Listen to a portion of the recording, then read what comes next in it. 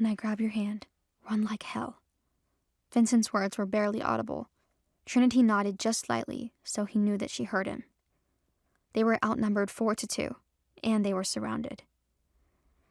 Trying to convince her that you're worthy of her trust? The big man from the Black Moon pack taunted Vincent. It's too late for that. Your pack will go down soon enough. It's a shame. If your alpha wasn't so unreasonable, we could have avoided all this bloodshed. One of the guards behind them moved closer. Bloodshed? Trinity did not like the sound of that. Trinity ran through all the options in her head. She understood why Vincent wanted to make a run for it. But all the guards had to do was shift, and they would catch them in no time. And they'll learn I don't have a wolf. Trinity shivered. She didn't want to know what they would do if they learned she couldn't shift. If they couldn't run, they could try to fight where they were. Trinity searched her surroundings for a weapon, but the maid had already cleared all the dishes and silverware. And again, she worried the men would shift. They would rip me to pieces. Their only option was to wait for Reese to come back. These men wouldn't dare hurt Luna in front of her alpha. She needed to buy more time. You don't know who you're messing with! Trinity was talking about Reese, but the men took it the wrong way. What makes you so special? The guard behind them inched closer. You're a pathetically weak female. The big guard by the door cackled. All you're good for is a roll in the sack and popping out pups. Trinity's blood was boiling. If that's all you think Luna is good for, why isn't your pack more powerful? Trinity rose to her feet. Maybe if you treated women with more respect, you'd learn to shut your mouths and think with that thing between your ears for half a minute. All I've seen since I arrived at this pack is a bunch of little boys complaining about how nobody wants to give them any land. That land is owed to us, the big guard roared.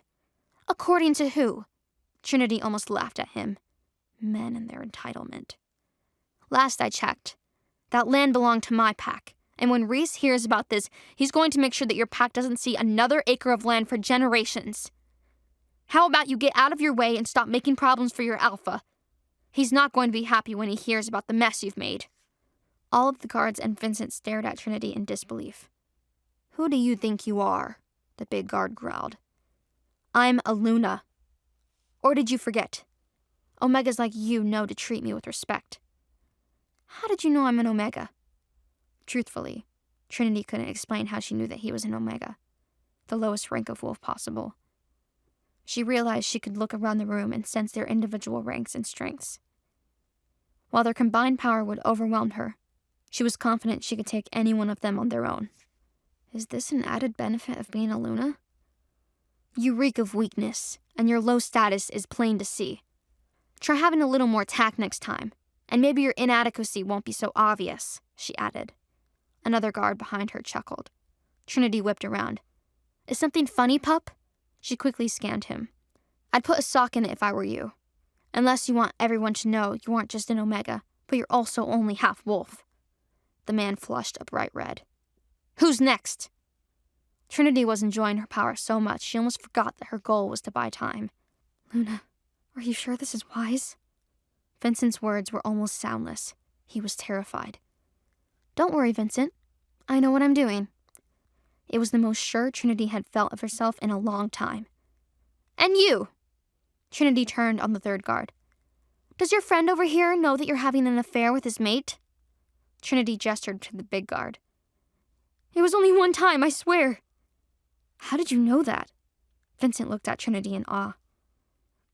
That was actually just a lucky guess. Trinity shifted her focus back to the big guard. Who can blame her? With the way you talk about women, I can't imagine you would make a satisfying mate. You little... I wouldn't finish that sentence if I were you. Trinity heard a familiar, deep, smooth voice growl from near the door. Vincent, the meeting is over. We're leaving. Reese stalked into the room and grabbed Trinity's hand. What happened here? Reese looked around at the guards who were each shaking with rage. We can discuss it in the car, Alpha. Vincent ushered them toward the door. Very well. As they walked out of the room, Trinity glared over her shoulder one last time, pushing all of her thoughts of rage, all of her negative emotions, toward the guards who had infuriated and threatened her. The man nearest to her fell over, and Trinity barely stifled a laugh. She managed to hold herself back until they left the house and approached their SUV. Then she burst into laughter. What is it that you find so damn amusing right now? Reese snarled as he opened her door and shoved her inside before sliding into the driver's seat. One of those idiots closer to me was so unnerved by us leaving that he fell over right before we rounded the corner. Trinity wiped away tears of laughter as both men froze. What? Trinity looked around at Reese and Vincent. Luna, tell us what happened. Vincent was speaking to Trinity slowly, as if she needed to be treated delicately. I'm serious. The last thing I saw was that guard, the big Omega who didn't know how to shut his mouth, fall to the ground. He wasn't even moving. Reese and Vincent looked at each other, worry and confusion on Vincent's face, a knowing expression on Reese's. It was funny. At least I held in my laughter until we got outside. Give me a little bit of credit for that. Plus, that guy deserved much worse. Trinity could see that they both knew something that she didn't. I'm so tired of being kept in the dark. Can we go? Trinity crossed her arms. I just want to get out of here. Reese started the car and put it into gear. Trinity felt a wave of relief as the Alpha house disappeared behind them. The meeting ended much sooner than I expected, Vincent probed. And not a minute too soon. Trinity shuddered to think what would have happened if Reese hadn't shown up.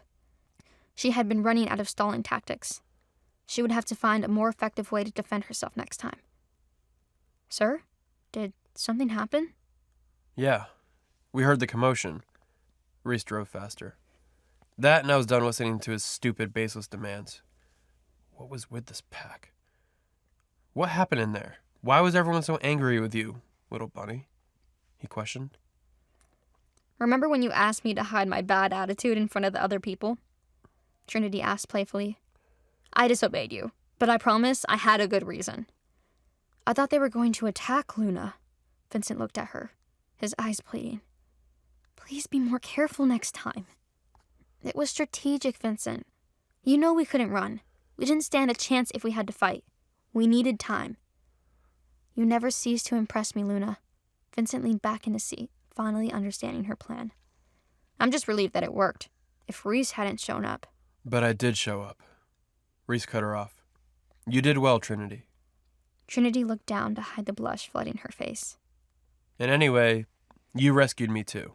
I was tired of looking at Stanley's pathetic face. All three of them burst into laughter, even Vincent. It was a welcome release after the tension-filled encounter. Trinity was feeling better than she had in a long time after releasing her frustrations on those moronic guards. Will we be able to maintain peace between our packs? Vincent reminded them of how serious the situation was. Probably not. Reese sounded somber. We will likely be forced to fight to keep our land safe and our boundaries intact. Are they strong enough to take us on? If those guards were any indication of what the Black Moon Pack's warriors were like, Trinity wasn't too concerned. If it were just our pack against theirs, they might stand a chance. Maybe. Reese drifted into thought for a moment. But we have the additional support of the fealty packs that will lend us aid. But you don't expect them to play fair, do you? Based on Trinity's first impression of these werewolves, they did not appear to be the honorable type. They were up to something. That was for sure. Not in the least. They arrived at the hotel about an hour away from Stanley's Alpha house. This is still technically Stanley's territory, but we should be safe. Reese put the car in park. We're on the fringe and in the border city now. It's unlikely they try anything. Trinity and Vincent exchanged a look. After all of the close calls of the last week, they didn't trust it. Want to know what happens next? Click on the link in the description below to watch further episodes of Chosen by Fate, Rejected by the Alpha.